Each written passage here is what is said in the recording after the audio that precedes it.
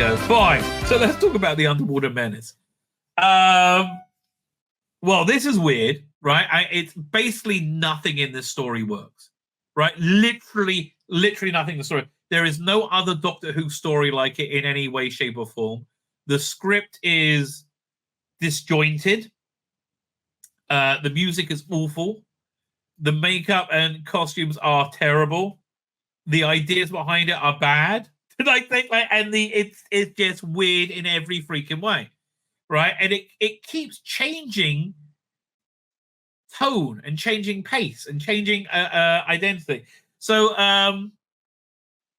the basic plot of it is the Doctor, Jamie, Ben, and Polly. They arrive on these on a seafront, and they go climbing for no apparent reason on this volcanic mountain, and they find a way inside, and inside is a entrance to the lost city of Atlantis, right? So that's the essential.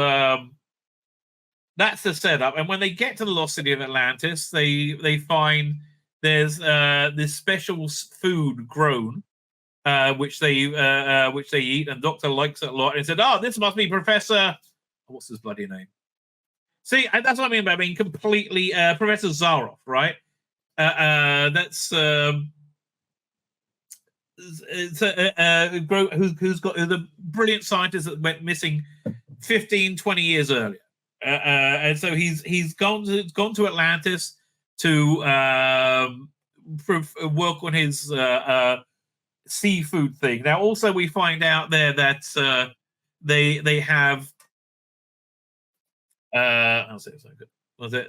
Also, we find out they have. They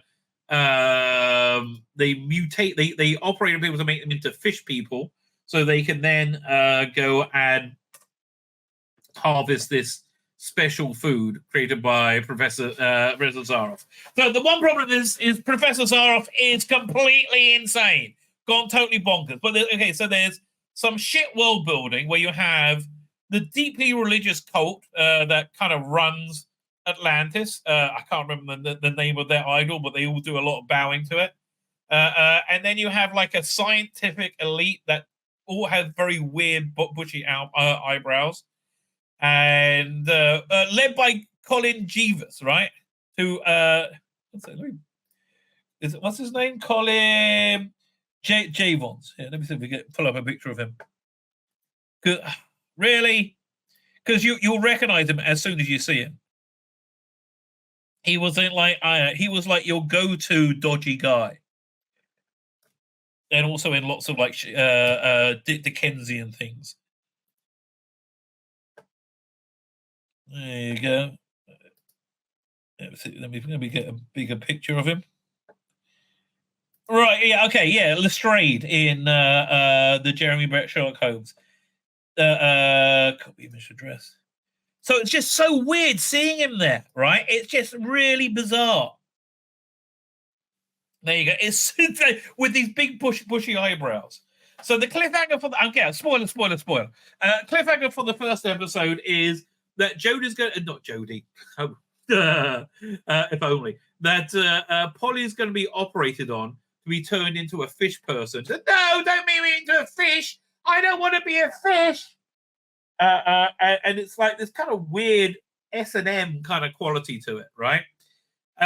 So and then it progresses that. Do we have a synopsis over it?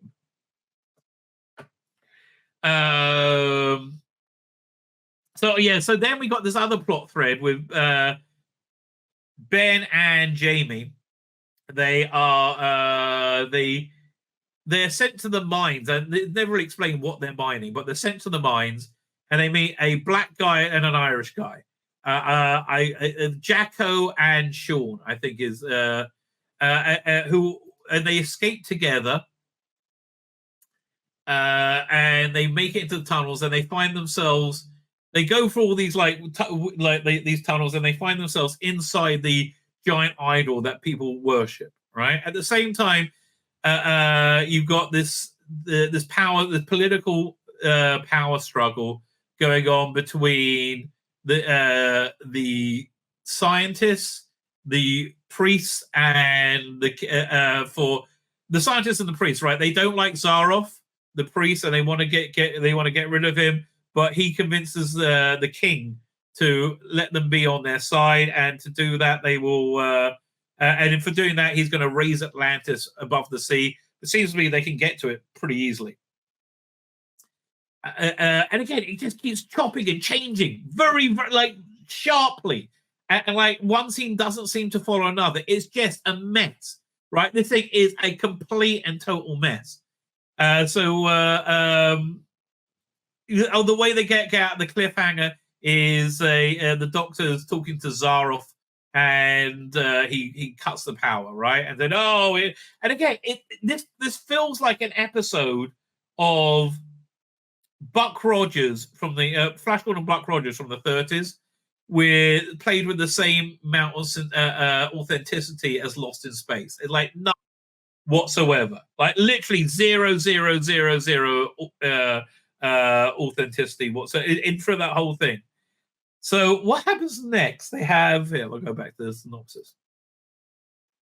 Then the second cliffhanger is they're about to be sacrificed to the god to Lolem in the temple of Amdo. And so Ben is inside that big idol thing, and so he pretends to be the voice of their god Amdo, and that's how the doctor gets out. And they start making a little resistance cell inside that place, and they use it as a place to hide. And at the same time, you meet this very, very hot Atlantean girl who apparently was only 16 at the time. What's her name? See if I can find it. Nola, maybe? I think it's Roma Woodnut.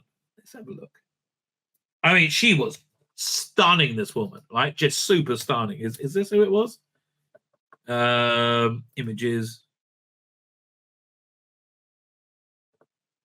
Well, they got images of everything apart from her. That's really bizarre. That's really genuinely bizarre. Anyway, fine. So, then they have this idea. For some reason, they're in a market set at one point, and the doctor looks pretty cool, right? He's wearing sunglasses and something on, and like a headband, and he's playing a trampoline. That stuff was actually good, but the music going through it is astonishing. Yeah, let's see if I can pull that up. It's astonishingly bad, right? Astonishingly bad. And there's all this like weird sound effects going in the mining sequence as well. Where is this? Oh, don't come on the wrong thing. Nothing about this in any way, shape, or form works, right? And it's like there is no episode of Doctor Who story, anything like this. So the next episode of this was Moonbase, when it kind of settled down, and the Highlanders empowered the Daleks beforehand. So let's do the where was it? Episode 3, I believe. Right, you had that weird market scene, and it's so weird. No, nothing. Yeah, a second. Yeah, here it is. Hold on a second. Do I have to have the super hot woman? Girl, I should say. Yeah, so here is whoever that is with Polly dressed in as undersea people.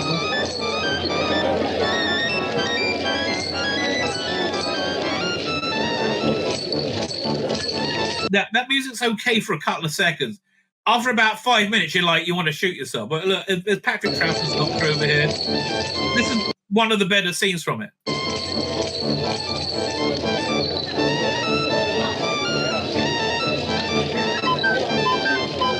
Yeah, so that's Polly and whatever her name is. So eventually they have this idea of convincing the fish people to go on strike because the food rots within 2 or 3 hours and they'll die out. Peter said the anthem music is truly awful. It is truly awful. It's truly awful, right?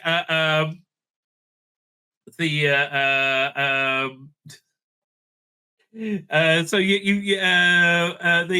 they convince them. Let's see if I can pull up that clip as well. It's so bizarre, right? And they do it by like being like, oh, here it is, mean and insulting to the fish people. Here we go. Tell them what? I'll tell them nothing. They're not people like us. They're just a bunch of sardines. You heard me. Cold-blooded fishes. So this is them trying to talk them in here. Well, once a bit where they get angry and they start throwing things at him. Cold-blooded fishes. You have ours. That's ours. A flat fish from Galway would have more guts than that bunch. Yeah, okay, just nothing about this work. Although I have to tell you, there's a boring, lengthy scene of them swimming underwater, which they did on Wires. That was very good. That was excellent. So Professor Zaros has this idea to wants to blow up the world by drilling down to the Earth's core and having the seas boil away from it and destroy everybody because it's a great scientific achievement. And then through like kind of a headache-inducing ways, they stop him and they make it out and save the day, right? So all the best things about this disc is the things that were done in 2022 or 2023. The making of is excellent, right? Is excellent. They have, I think it was. I looked at the credits there. They have like a runner or assistant or somebody who dresses up as a fish person. Yeah, I'll pull that up. For like the bits in between, right? Where is that? Making Underwater Menace, a fishy tale. A second, and they talk about like the Rob Shearman is great in this, right? Rob Shearman does his best to make this work better. But where I want to find the modern scenes. Doink. There's Colin G. Like what? Nothing in this works. Okay, nothing in this works at all. But where that's the pub they stayed at. Oh, here. Come back. Are the actors wearing them? No, sorry, nothing to do with us.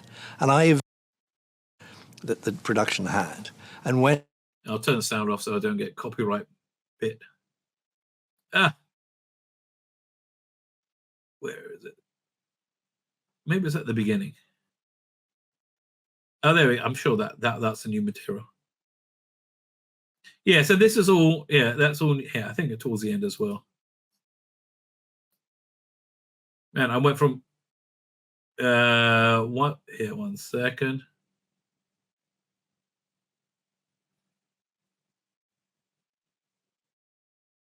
I wish I could find more footage of that because there you go. That was actually quite good.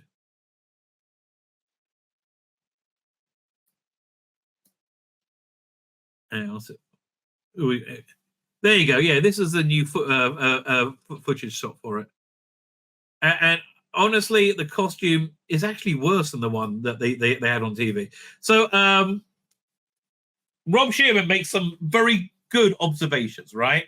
I first need to talk about the disaster of creating this episode, about why it was so why it fell apart, right? And Patrick Troughton was apparently furious with the script. He saw the script because the script makes no freaking sense. It goes from one thing to the other with no connective tissue, right? It makes no sense, right? Genuinely makes no sense. So he was really mad. He hated it. So you got the name of the actor playing the villain, Zaroff, right? Joseph, is it Joseph First? Yeah, Joseph First. So he plays it with his his native Germanic accent, but he plays it like up here, right? Nothing in the world can stop me now. Like just crazy, like crazy, I'm crazy. Like absolutely bonkers, right? And Patrick Troughton, this is only his third story. So he was so mad about this. Apparently, he couldn't raise his performance to match First, right? To match Zaroff. So he did something different, and it kind of defined the Patrick Troughton Doctor, right? He found his feet. This is something, though, again, I'm glad Robert Sherman pointed this out. Something on merit for the story, right? That he underplayed it to counterbalance the overplay, and that was really, and it was much more so. That was really the creation of his Doctor. I mean, he was still working things out, certainly in Power of the Daleks and the Highlanders. But by the time you get into Moonbase, the next story, that Doctor is that performance is then set solid, right? The only other thing that's really of note is the super hot woman who turned out to be 16, right? Again, gorgeous. I mean, she is just like I first saw her animated, and then I'm like, I bet she's not as good looking as that when I see real life, because I watch the black and white animations when I don't have the live action ones available, right? And I bet she's not that good looking in real life. She was better looking. I mean, just turns out she was only 16 when she got the role, but then she's like, of course, that she dated Fraser Hines, which means she fucked him, right? I mean, like Fraser Hines plowed through Doctor Who for those years he was on, like everybody he put, like Deborah Watling. I am sure he stopped. I think he stopped Nicola Bryant. It seemed like that in the two Doctors. It seemed like he got about a bit, right? It seemed like he certainly got about a bit. Very charming man. But yeah, so obviously she dated him. So the only other thing to really talk about, there's two other things on the disc, is the animation, and the animation is freaking excellent. Best one that you can see the technology move forward. And it's the best one they've done, right? It's better than the Evil of Darkness, which I thought was the best one was Invasion, the first one, right? Where they put a ton of money into it. But after that, they started the one with Power of the Daleks, and then they redid it, and it got better. And then they did Faceless Ones, which I thought was excellent, and Evil of the Daleks, and Macra Terror. That whole range that run was very, very good. This is better than all of that. I'll show you. Was it? We'll see a clip of the animation in black and white and color, right? Because firstly, when the animation came on, it had the William Hartnell titles. Like, oh, wow, why didn't they have the right titles? What's going on? And then I realized, oh no, they didn't have the Troughton titles then. It was only his third story, right? But here, let me just move forward to a random moment where you see moving around. Here. Aztec, fake, of course. Mexico Olympiad. When we first left Earth, it hadn't happened yet. So for me, I think this is better than the that's a super hot woman, 16-year-old girl, I should say, right? And every time I say it, I'm like, different. Oh, there you go. Yeah, I said, there's no way she's as hot as that in real life. Yes, she was, right? Yes, she was. But Doctor? Go, girl. What will happen to them? They will come to no harm. Generally speaking, I found the movement to be more fluid and the animation excellent, right? Although really, I think technology has taken over it, right? I think this is a cul-de-sac of recreating Doctor Who. And then you have the color animation. So the last color animation I saw that was the Galaxy 4. I said that looked like the Filmation Star Trek from the early 70s. So they moved on now, and the color one now looks like Scooby-Doo, if they have better background. Scooby-Doo from the late 70s. So here, let's look at some of the color animation. Here we go.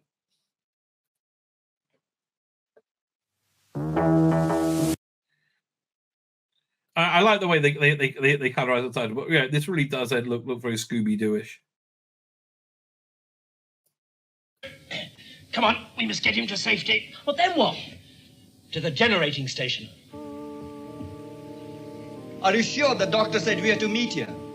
Yeah, so I can't watch it in color. It just is too weird, right? It's not really good enough. And there's one other thing on the disc which is just so strange, right? There's actually a couple of other things on the disc. There is